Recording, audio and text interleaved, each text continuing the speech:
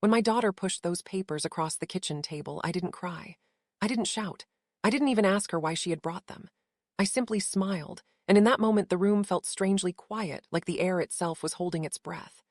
The clock on the wall kept ticking, loud and slow, each second stretching longer than the last.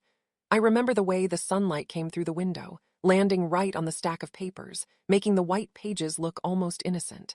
But they weren't innocent. They were heavy. They carried weight far greater than their thinness suggested.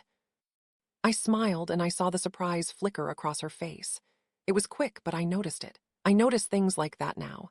Her eyebrows lifted just a little, her lips parted as if she was about to say something and then thought better of it. She had expected something else from me. Tears, maybe. Fear. Confusion. Or perhaps she expected the old version of me, the woman who trusted without question, who believed that love alone was enough to protect her. The woman she thought she still knew. She cleared her throat and said, "Just sign, Mom. It's for your own good." Those words stayed with me. They didn't just land in my ears, they settled deep in my chest. For your own good. People say that phrase so easily, as if it explains everything, as if it wipes away all doubt and makes every action kind and necessary. But sometimes, those words are just a soft blanket thrown over something sharp. I looked down at the papers then. There were so many pages, more than I expected. The words were small and crowded together, long sentences that seemed to run on without end. Legal words. Serious words. The kind of words that don't care about feelings or history or love. At the bottom of several pages, there were little empty lines with my name printed underneath, waiting patiently, like traps set so neatly you almost don't see them. She had already circled each place where I needed to sign, neat little loops in blue ink. She even handed me a pen, placing it gently in my hand as if she were helping me rather than guiding me. The pen felt heavy, heavier than it should have. I could feel its weight resting in my palm, pulling my hand down toward the paper. It was just a pen, of course, but in that moment it felt like it carried my whole life inside it. Everything I had worked for, everything Robert and I had built together, everything I still had. She watched me closely, her eyes moving between my face and the papers, waiting. She thought I was tired. I could see that in the way she spoke slowly, carefully, like you do with someone you think might not understand. She thought I was lonely, sitting in this house by myself now, the house that still echoed with my husband's absence. She thought I was confused because Robert was gone, because grief had wrapped itself around my mind and softened it, made it easier to bend. She thought grief had made me weak. And maybe, once it had. Grief changes you in ways you don't always notice right away. It makes simple things feel heavy and heavy things feel impossible. It makes you question your own strength. After Robert died, there were days when even getting out of bed felt like climbing a mountain. Days when the silence in the house pressed against my ears until I felt like I might scream just to break it. Days when I would reach for my phone to call him before remembering, all over again, that he was gone. She saw those days. She saw me quieter than before, slower, less certain. She saw an opening. But what she didn't know was that 2 weeks earlier, I had sat in a quiet office across from a lawyer she had never met. A man Robert trusted. A man whose name I found written in my husband's careful handwriting, tucked away in a folder he always kept locked. I remembered how Robert used to say, "Just in case," whenever I asked him why he was so careful with papers and plans. I used to tease him for it. Now I silently thanked him. The lawyer's office smelled faintly of old books and coffee. The walls were lined with shelves full of thick files, each one holding someone else's story, someone else's worries and hopes and mistakes. He spoke slowly, deliberately, as if he wanted to make sure every word reached me. He looked me straight in the eyes when he talked, not down at his desk, not at his computer, but at me like I mattered. He told me everything. He told me what the papers my daughter wanted me to sign really meant.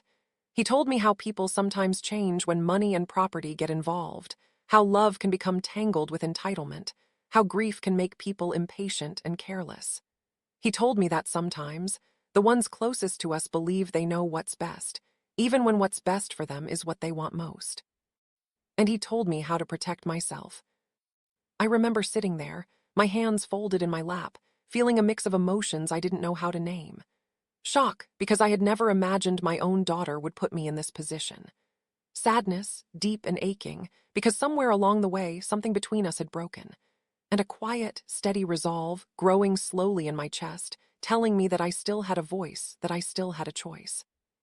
When I left his office that day, my legs felt weak, but my mind was clear. I walked to my car and sat there for a long time before starting the engine, just breathing. The world outside went on like nothing had changed. People walked by, cars passed, life continued. But inside me, something had shifted. So now, sitting at my kitchen table with my daughter leaning forward and saying, "Mom, I don't have all day," I took a deep breath and smiled again. It wasn't a forced smile. It wasn't a bitter one. It was calm. It was steady. It came from a place of knowing. I thought about Robert then, about the way he used to look at me when he wanted to make sure I was listening, the way he trusted me to stand strong when it mattered. I thought about the years we spent building this life together, brick by brick, choice by choice. I thought about the younger version of myself, the woman who believed that being a good mother meant always saying yes, always sacrificing, always putting herself last. I set the pen down gently on the table, because I wasn't the fool she thought I was. And in that moment, as I looked at my daughter across the table, I understood something that took me a lifetime to learn. Sometimes the deepest wounds don't come from strangers or enemies. Sometimes they come quietly, wrapped in familiar voices and loving words. Sometimes the people who hurt you the most are the ones you raised with your own hands, the ones you loved so fiercely that you never imagined you would need to protect yourself from them. That smile I gave her wasn't just for her. It was for me. It was the first sign that I was finally ready to tell my own story, in my own way, and to stand in the truth of who I still was, not weak, not confused, not finished, but awake, aware, and stronger than she ever expected. I wasn't always careful. I wasn't always watching for hidden meanings or listening for what people didn't say. For most of my life, I believed that love was enough to protect you, that if you gave your whole heart to the people around you, they would treat it gently. I believed that family meant safety, that blood ties were stronger than fear or greed or misunderstanding. I believed these things without question, the way you believe the sun will rise in the morning. It never occurred to me that love could exist alongside harm, or that good intentions could slowly turn into something else. I met Robert when I was 22 years old, still young enough to think the world was simple and fair. He wasn't flashy or loud. He didn't walk into a room trying to be noticed. He worked with his hands, rough and steady, the kind of hands that told you he knew what it meant to earn a living. He always came home tired, his shoulders slumped just a little, his boots dusty and worn. But no matter how long his day had been, he never forgot to kiss my forehead before bed. That small gesture stayed with me through the years. It was quiet and gentle, like him, and it made me feel safe in a way nothing else ever had. We didn't have much in the beginning. Our first house was small, almost too small, with thin walls and floors that creaked when you walked across them. The furniture was old, some of it given to us by family, some of it picked up second-hand because it was cheap and good enough. Our plates didn't match, and our cups came from different sets, but we didn't mind. We laughed about it. We laughed about a lot of things back then. We laughed when the heater broke in the middle of winter, and we had to bundle up in blankets. We laughed when the roof leaked, and we caught the water in pots until we could afford to fix it. Laughter filled the spaces where money was missing. We saved slowly. There were no sudden changes, no big windfalls, just steady work and careful choices. Month by month, year by year. Sometimes it felt like progress was invisible, like all our effort disappeared into bills and responsibilities. But we kept going. We believed in the future we were building, even when it felt far away. When our daughter was born, everything shifted. She became the center of our world without us even realizing it was happening. Robert used to look at her when she slept and shake his head softly, like he couldn't quite believe she was real. He would say, "Everything I do is for her future," and there was so much certainty in his voice that I never doubted him. I believed him because I felt the same way. Every sacrifice suddenly had meaning. Every long day had a purpose. I stayed home when she was little. I wanted to be there for her, to watch her grow, to know her routines and her moods and the small details that make up a child's life. I packed her lunches every morning, folding napkins carefully, cutting sandwiches just the way she liked them. I brushed her hair before school, my fingers moving through it slowly, smoothing it down while she talked about her day ahead. Sometimes she talked about things I didn't fully understand, dreams and plans that felt bigger than our small kitchen, but I listened anyway. I always listened. I wanted her to know that her voice mattered. She grew up smart, always asking questions, always wanting to know why things were the way they were.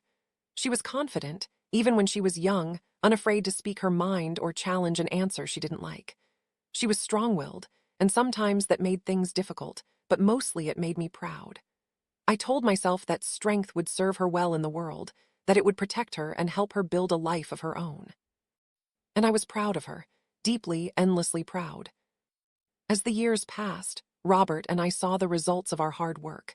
When we bought our second house, it felt like a quiet victory. Nothing extravagant, but solid and comfortable with enough space to breathe. I remember standing in the empty rooms before we moved in, imagining where we would place the furniture, where pictures would hang, where our daughter would do her homework at the kitchen table. It felt like proof that our sacrifices had meant something, that our careful saving and long hours had led us somewhere real. When we finally paid the house off, we didn't throw a big party.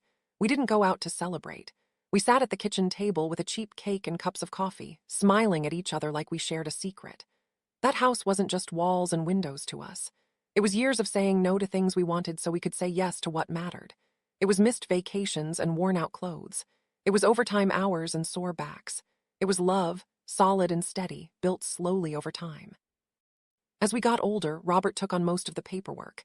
He liked things neat and organized, liked knowing where everything was. He had files for everything, carefully labeled and stored. Insurance, property, savings, documents that I rarely looked at because I trusted him completely. He had always taken care of us, and I never questioned that he always would. I thought we had time.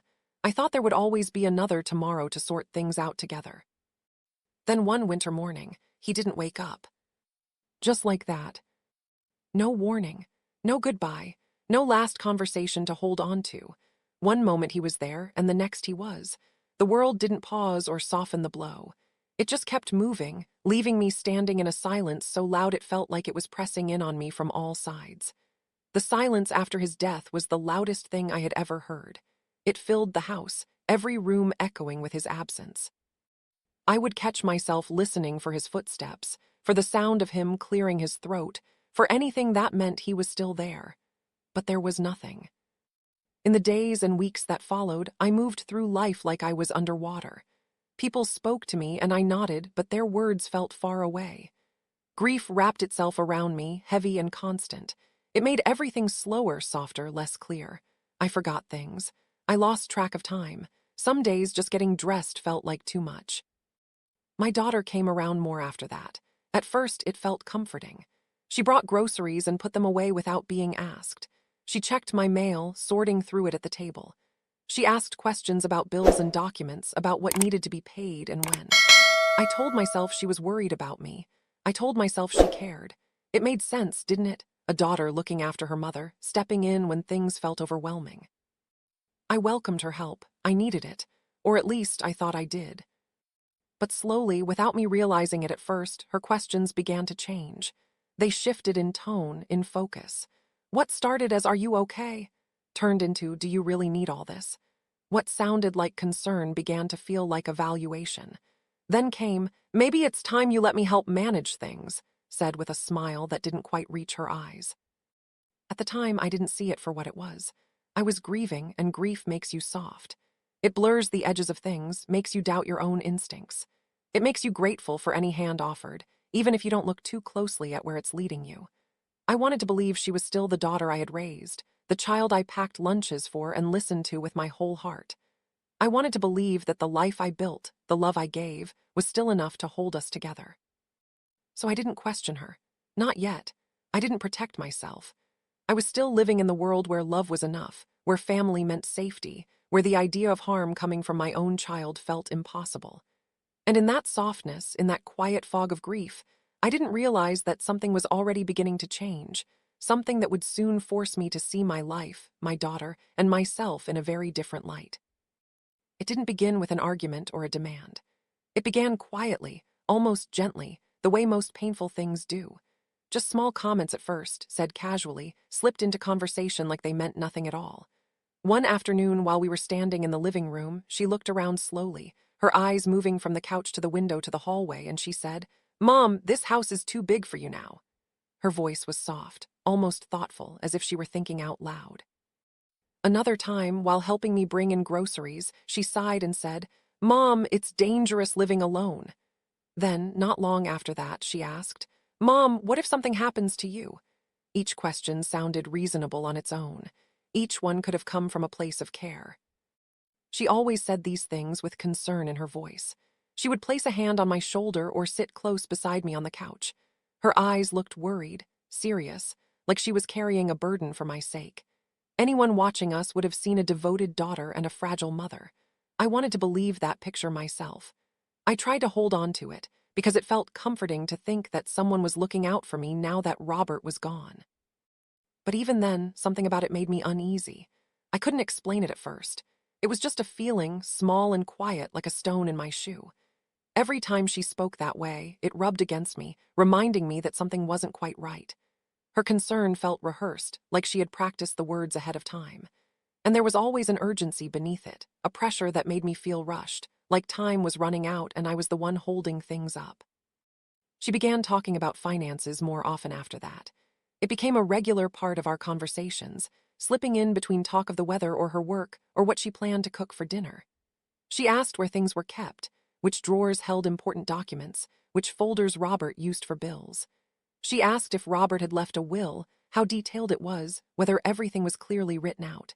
She asked if my name was on all the accounts, all the property, all the savings.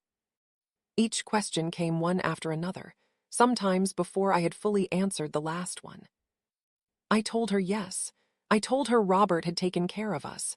I said it with confidence because that was what I had always believed. Robert was careful. Robert planned ahead. Robert wouldn't leave me unprotected. When I said those things, I expected her to relax, to feel reassured, to let the subject rest for a while. She smiled when I said it, but the smile didn't reach her eyes. It was quick and tight, like something she put on because it was expected. Her eyes stayed sharp, watchful, like she was measuring my answers against something she already knew. That smile stayed with me long after she left, lingering in my mind and making my stomach twist. One afternoon, she arrived carrying a folder. It was thick and heavy, stuffed so full that the sides bulged slightly. She placed it on the table with a firm thud, like it belonged there, like it had always been meant to sit in front of me. She told me a friend of hers had helped prepare the papers, someone who knew about these things. She said it would simplify everything, make life easier for me, take stress off my shoulders. She spoke confidently, as if the decision had already been made.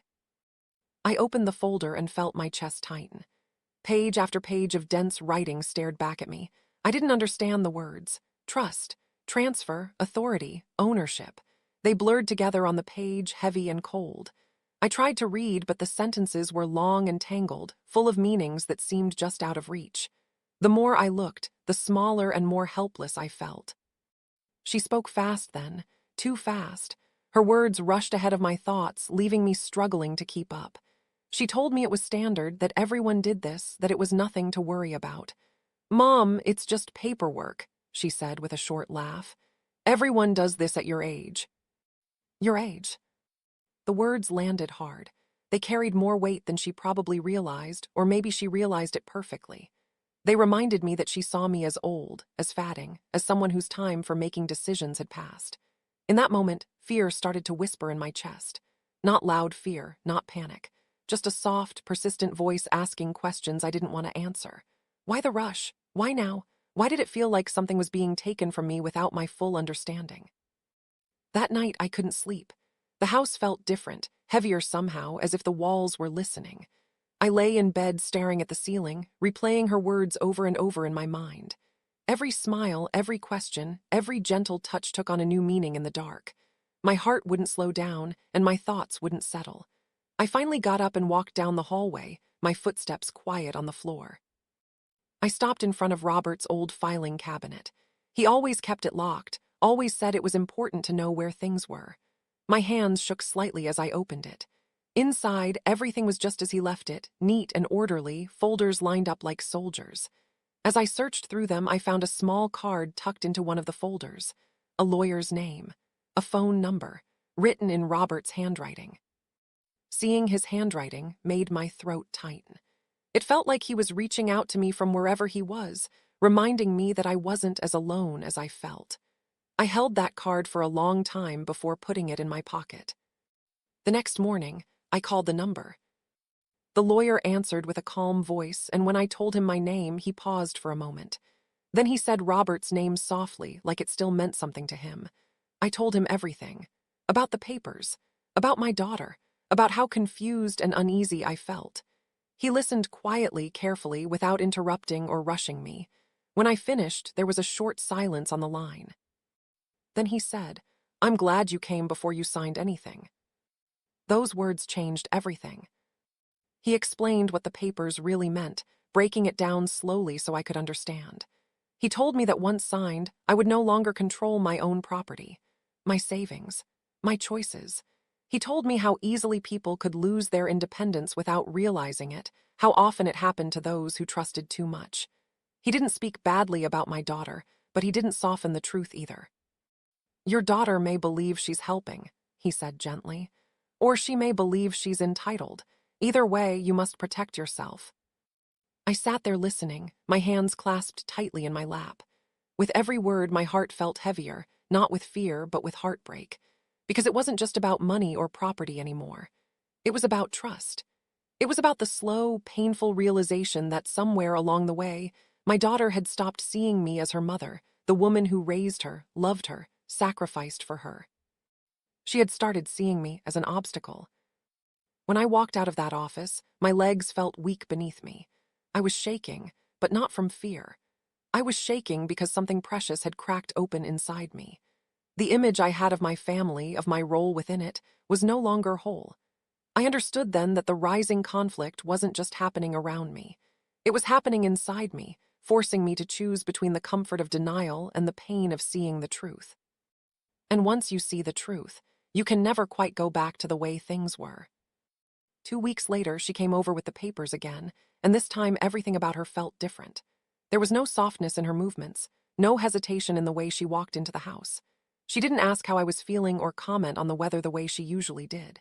She went straight to the kitchen table, set her bag down, and took out the same thick folder I had seen before.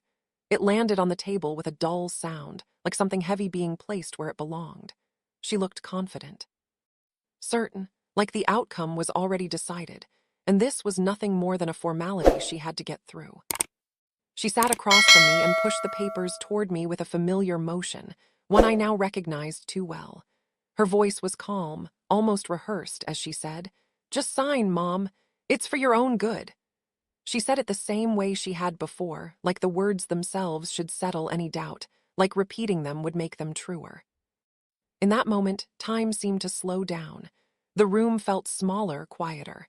I could hear the faint hum of the refrigerator, the ticking of the clock on the wall.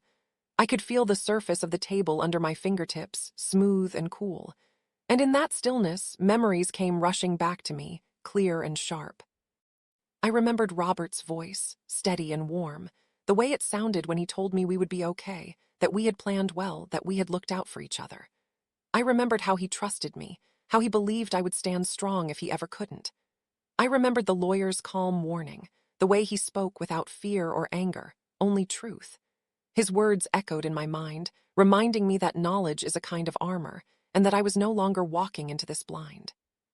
I looked at my daughter sitting across from me, at the familiar lines of her face, and felt a deep sadness settle in my chest. This was the child I had carried, the child I had fed and comforted and protected. And now, here we were, separated by a stack of papers and everything they represented. Before I could lose my nerve, I asked her a simple question. My voice was quiet but steady. "Why are you in such a hurry?" The question hung in the air between us. For just a second, she seemed caught off guard. Then she sighed, loudly and sharply, the sound full of annoyance. She leaned back in her chair and crossed her arms. "Because this is stressful," she said, "and I'm just trying to help you." "Help me." The words echoed in my head, hollow and strange. I watched her as she spoke, really watched her, the way her jaw tightened, the way her eyes flicked briefly toward the papers and then back to me. And in that moment, something painful became clear. She wasn't afraid for me. She wasn't worried about my safety or my comfort or my future. She was afraid I would say no, afraid that I would take back the control she thought she already had. My heart ached with the weight of that realization, but my hands didn't shake. I reached for the pen, felt its familiar weight for a moment, and then placed it down gently on the table. The sound it made was soft, but it felt louder than any shout. "I won't be signing today," I said. My voice was calm, almost gentle, but there was no uncertainty in it. Her face changed instantly. The confidence drained away, replaced by frustration and disbelief. She leaned forward, her voice rising as she spoke. She said I was being ungrateful, that I didn't understand what she was trying to do. She said she was doing this for the family, for everyone's benefit, that I was making things harder than they needed to be. Each word came faster than the last, sharp and defensive. I listened without interrupting her. I felt strangely calm, as if a line had finally been drawn inside me. When she finished, I stood up. My legs were steady beneath me, my hands relaxed at my sides. I felt taller than I had in a long time, not because I had gained strength overnight, but because I had stopped shrinking myself to keep the peace. "I already spoke to a lawyer," I said. The words landed like a sudden silence. The room went completely still. She froze, her mouth slightly open, her eyes wide. For a moment, she looked like she didn't know what to say, like the script she had prepared no longer applied. "What lawyer?" she asked, her voice lower now, cautious. "The one your father trusted," I replied. That was the moment everything changed. I saw it in her face, in the way her eyes flickered and her breath caught just slightly in her chest. It was subtle but unmistakable. That was when I knew the truth, because guilt has a sound. It's not loud and it doesn't announce itself. It slips out in a breath taken too quickly, in a pause that lasts a second too long, in a look that can't quite meet your eyes. And I heard it then, clear as day. In that moment, there was no more pretending, no more confusion. The turning point had arrived, quiet but final. I understood that whatever came next, things between us would never be the same. But I also understood something else, something just as important. I was no longer powerless. I was no longer the woman sitting quietly while her life was decided for her. I had stepped into my own voice, and even though it hurt, even though it broke my heart a little, I knew I had done the right thing. That day, at that kitchen table, I didn't just refuse to sign papers. I reclaimed myself. She didn't come around for a while after that. There were no phone calls, no quick messages to check in, no excuses about being busy or tired. The silence was sudden and complete, like a door closing softly but firmly. At first, I kept my phone nearby, half expecting it to light up with her name. I told myself she just needed time, that she was upset and would calm down. Days passed, then weeks, and the quiet stretched on. It hurt more than I expected. I had already lost my husband, and now it felt like I was losing my daughter too, not to death, but to distance and pride. That kind of loss is harder to explain and sometimes harder to bear.